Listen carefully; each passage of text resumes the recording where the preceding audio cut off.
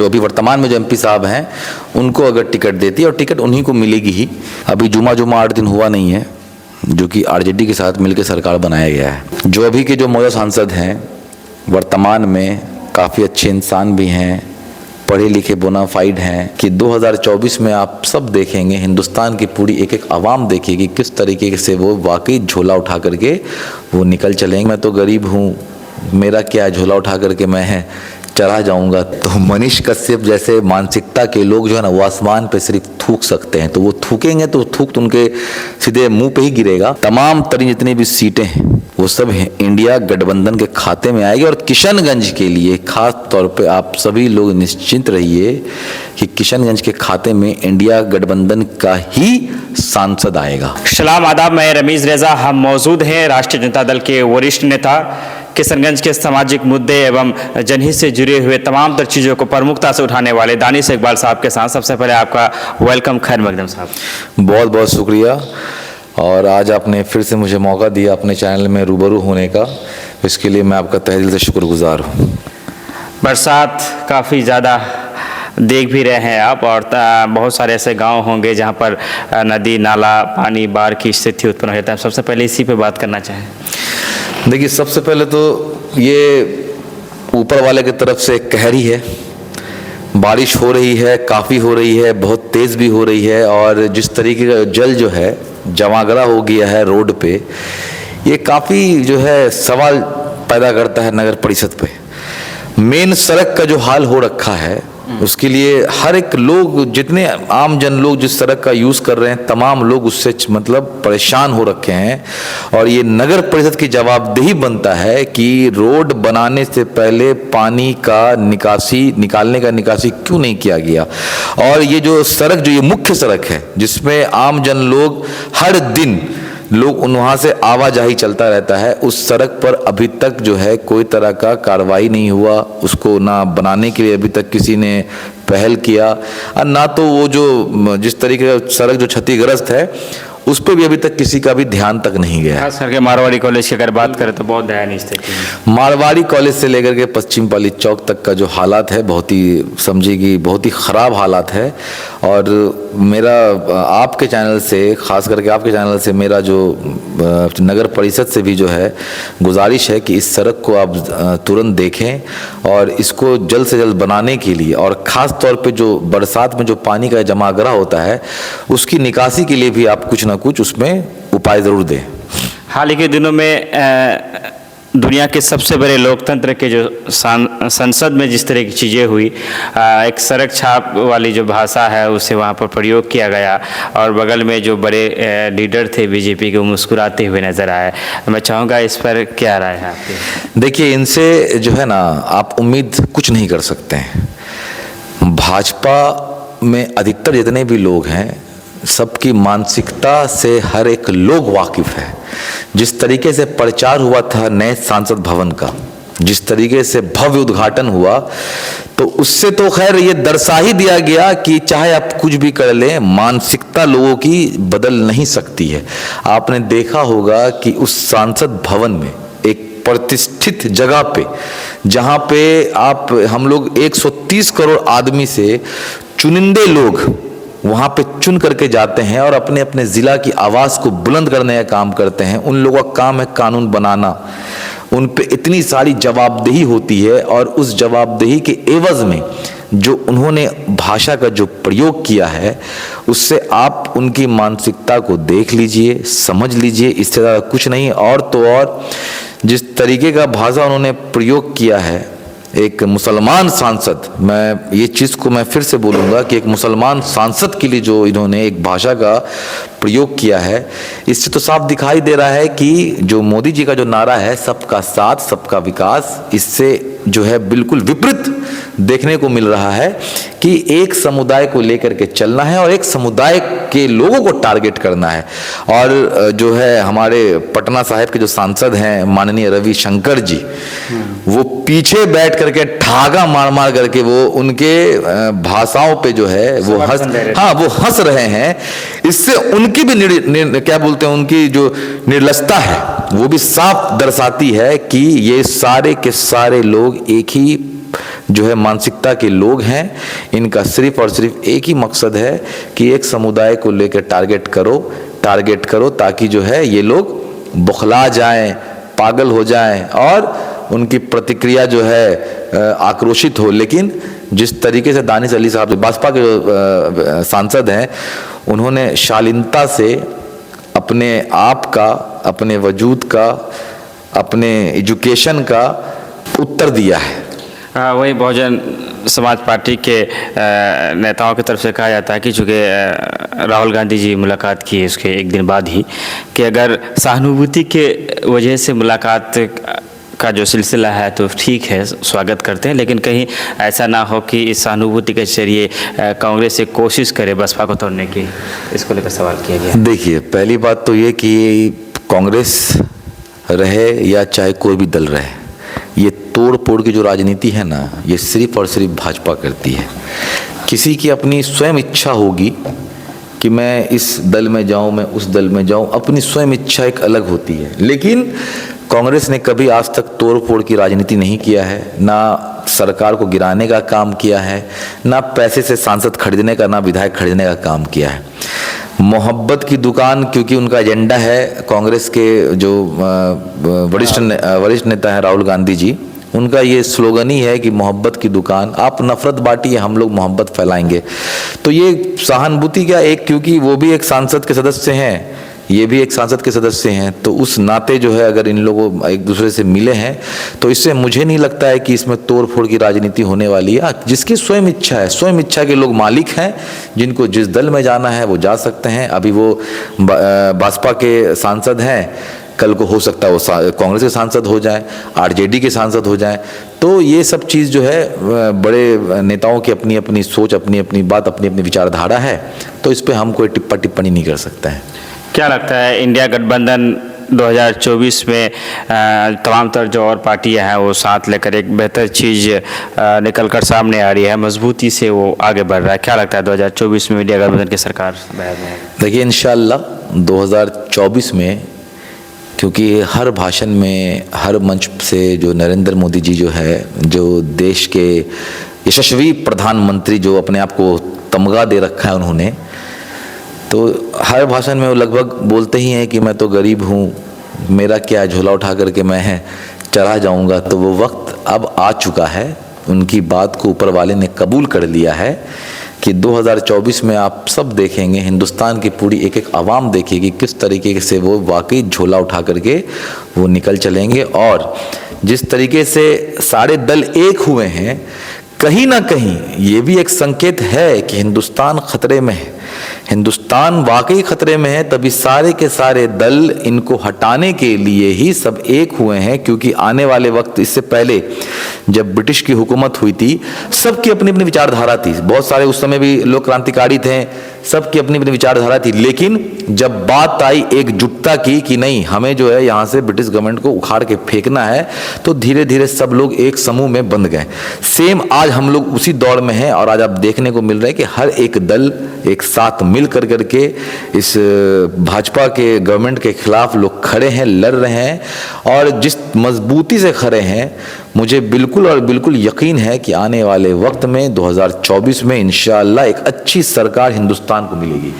चूँकि आप राजद से हैं, तो ऐसे में एक सवाल है आपसे कि मनीष कश्यप का नाम आपने सुना ही होगा। जब उसे कोर्ट में पेशी किया जा रहा था, उनके शब्द थे कि चारा चोर का बेटा नहीं हूँ, फौजी का बेटा हूँ, झुकूंगा नहीं, इस तरह के शब्दों का उच्चारण किया गया है, क्या कहना चाहेंगे?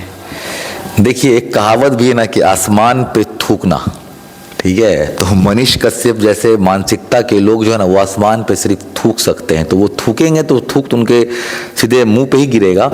तो इस चीज़ आप जो है, इनकी जो खिसलाहट जो होती है ना, जो खिसियाहट जो है, वो साफ इनके चेहरे पे, इनके बातों पे, वही मनीष कश्यप जो है जिन्होंने भ्रम फैलाया और जिस तरीके से तोड़ने का, दंगा फैलाने का जो काम किया, वो बिल्कुल दूध का दूध और पानी का पानी हो गया। मनीष कश्यप के साथ में चुनिंदे लोग खड़े हैं, चुनिंदे लोग मुझे मतलब क्या कहा जाए कि उस मानसिकता के लोग हैं वहाँ पे जो सिर्फ दंगे और फसाद में यकीन रखते हैं। बाकी तमाम जितने भी लोग हैं वो आरजेडी के साथ में हैं, एक अच्छे सरकार के साथ में हैं।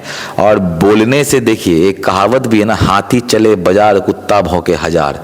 तो इसलिए ये सब कहावत इन्हीं जैसे लोगों पे फिट बैठती है। तो इस पे कोई भी टिप्पणी कर करके अपने आप मतलब इनको जो है ना, इनको प्रमोट कर करके कोई फायदा नहीं है। इनका बात है, इनका पागलपन है, इनको बकने दीजिए। एक कान से सुनना, दूसरे कान से निकाल देना है।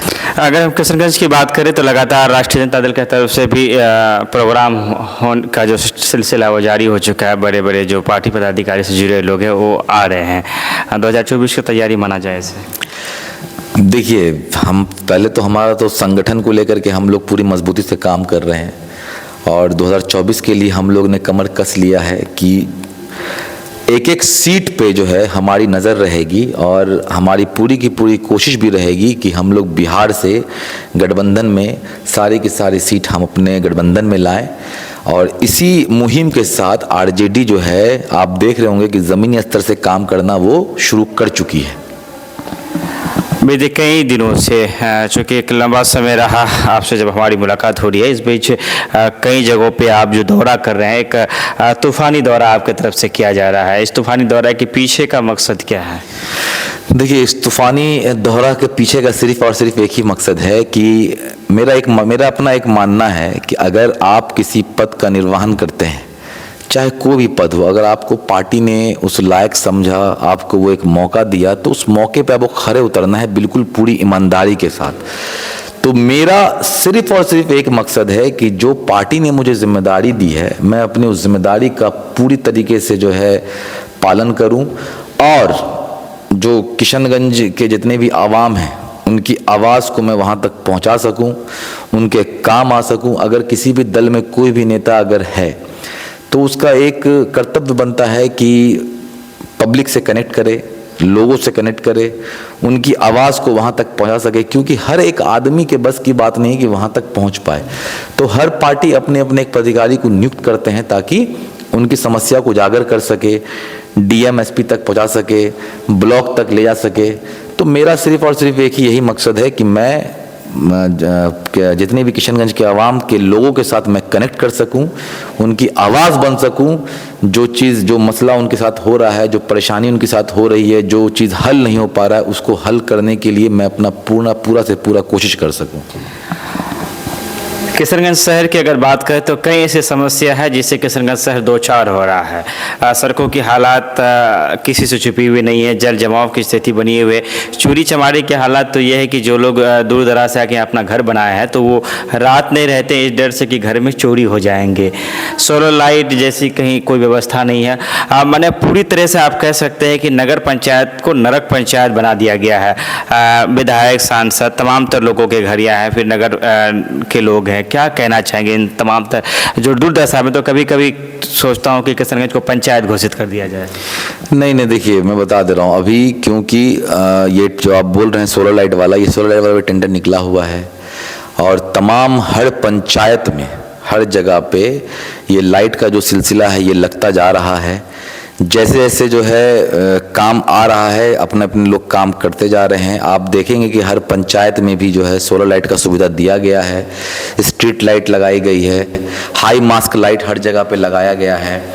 तो कुछ कुछ मानता हूँ मैं, कुछ कुछ समस्या है, कुछ कुछ है, प्रॉब्लम है, लेकिन इंशाल्लाह आने वाले वक्त में उसका समाधान होगा और अवश्य होगा। ये मैं आपके माध्यम से भी बोल रहा हूँ और आप ये लिख करके रख लीजिए कि आने वाले वक्त में जो चीज़ नहीं हुआ है वो सारा चीज़ इस आने वाले वक्त में आप लोग स्वयं होता हुआ देखते हुए आएंगे।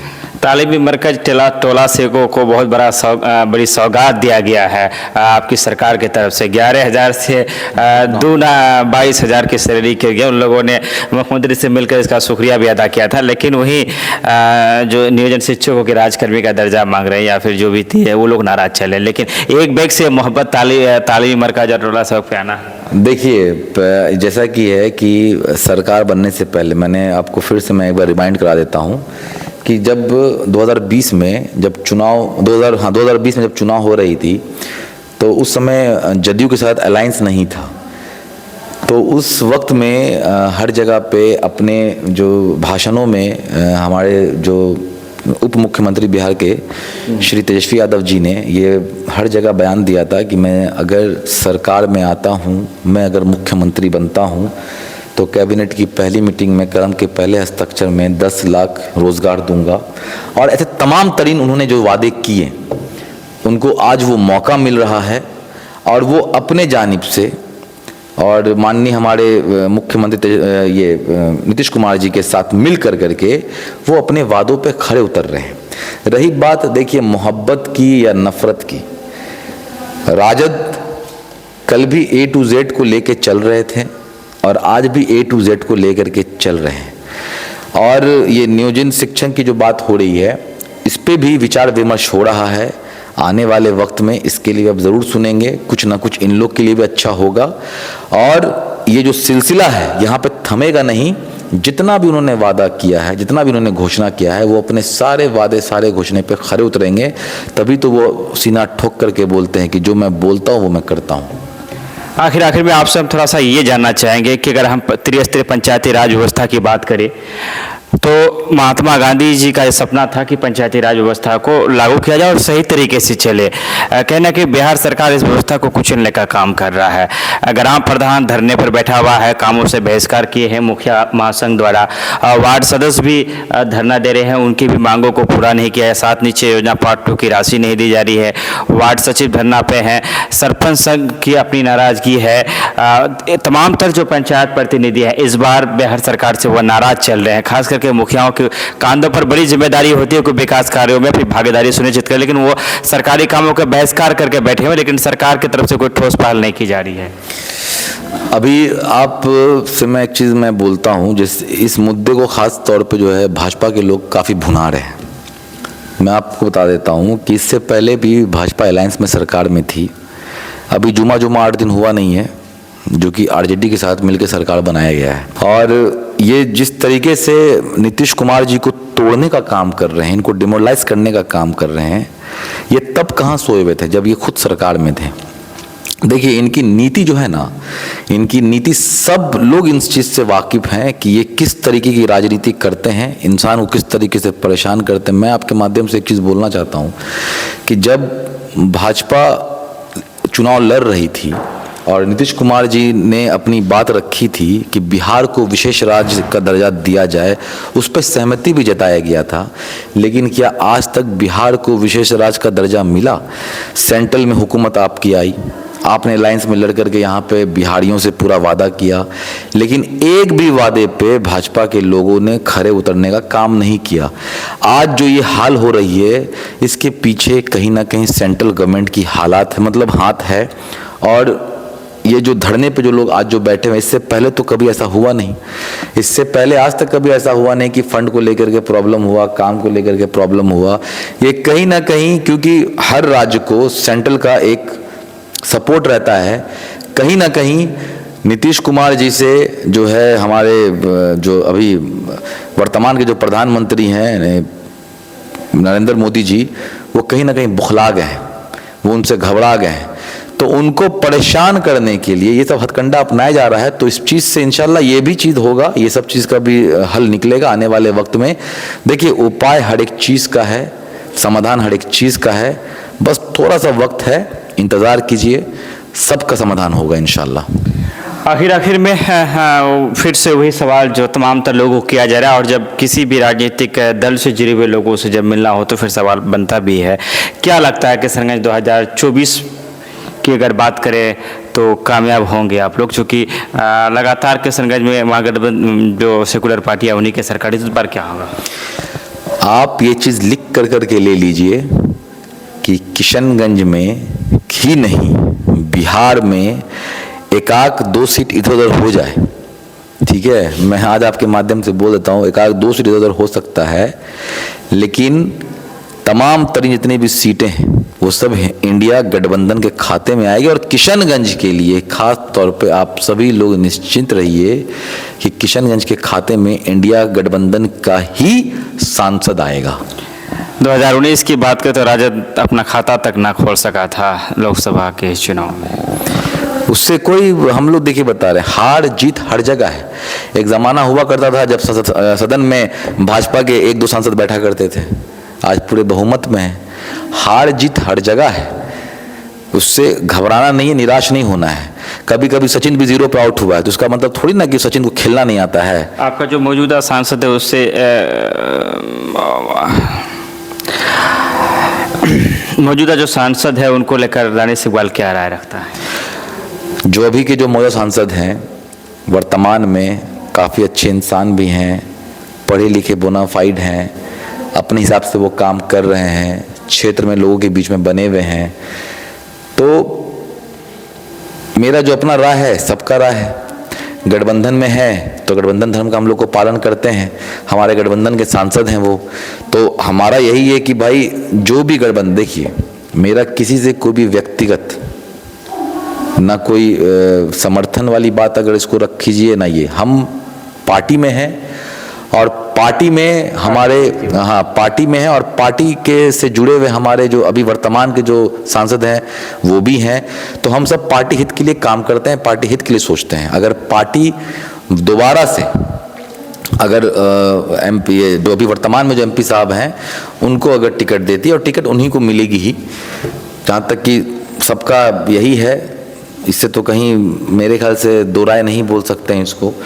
तो हम लोग सब मिलकर करके हम लोग का जो एजेंडा होगा वो अपने पार्टी को जिताने के लिए ही होगा, गठबंधन को जिताने की। अपने अमूमन जिस तरह से आप दौरे कर रहे हैं लगातार, आप विदाई लेंगे आपसे, लगातार जो दौरे कर रहे हैं, जो तूफानी दौरा, ये दौरा कोई भी नेता तब करने लगता है जब उनके माइंड में ये चल रहा होता है कि मुझे अब चुनाव में आना है। ऐसे समझ में आता है कि अब वो चुनाव के मैदान में एंट्री होने वाली है उनकी। देखिए अल्लाह ने, देखिए ये सब चीज़, मैं छोटा मुँह बड़ी बात, आप बोल रहे हैं तूफानी दौरा, तो मैंने आपको पहले ही बताया कि जब कोई किसी पद पर आता है तो उसके पद की गरिमा और ईमानदारी पूरी तरीके से उसको निभानी होती है। मैं भी वही काम कर रहा हूँ। रही बात ये, क्योंकि हम लोग अभी गठबंधन में हैं और वर्तमान में जो है फिलहाल अभी हम लोग कुछ पार्टी विरोधी बात नहीं बोल सकते हैं, ना पार्टी विरोधी काम कर सकते हैं। मेरा काम अगर अच्छा होगा, यहाँ के लोग मेरे अगर साथ होंगे, तो जाहिर सी बात है कि पार्टी देखेगी। अगर मेरे में वो काबिलियत होगी, मेरे में वो जज्बा होगा, तो वो पार्टी तय करेगी। मैं तय करने वाला कोई नहीं होता। आवाम और पार्टी ये दो मेरे मालिक हैं, इनके आगे मैं कुछ नहीं बोल सकता। अगर इन लोग को अगर ऐसा होगा तो बात की बात बाद में देखी जाएगी। फिलहाल जो मेरा काम है वो मैं अपना पूरी ईमानदारी से जब तक जिंदा हूँ करता रहूँगा और इसी हिसाब से करूँगा। बहुत बहुत शुक्रिया दानिश इकबाल साहब जो अपनी बातों को रख रहे थे। तमाम चीज़ों पे हमने बात किया, चाहे नेशनल इशू की बात करें या फिर क्षेत्रीय मुद्दों को भी सामने रखा, यहाँ तक कि ग्राम प्रधानों के जो धरना चल रहा है उन पर भी हमारी बातें हुई। मैं चाहूँगा मर्यादित तरीके से एक सभ्य समाज का परिचय देते हुए आप भी हम दोनों की बातचीत को किस नज़रिए से देखते हैं, अपनी राय कमेंट बॉक्स में आप रख सकते हैं। खबर को शेयर करते जाएं, बेल आइकन दबाते जाएं, चैनल को सब्सक्राइब करते जाएं। बने रहें केडीबी लाइव के साथ। हम विदा लेते हैं आपसे, रमीज रजा, दानिश इकबाल के साथ। धन्यवाद, शुक्रिया, आदाब।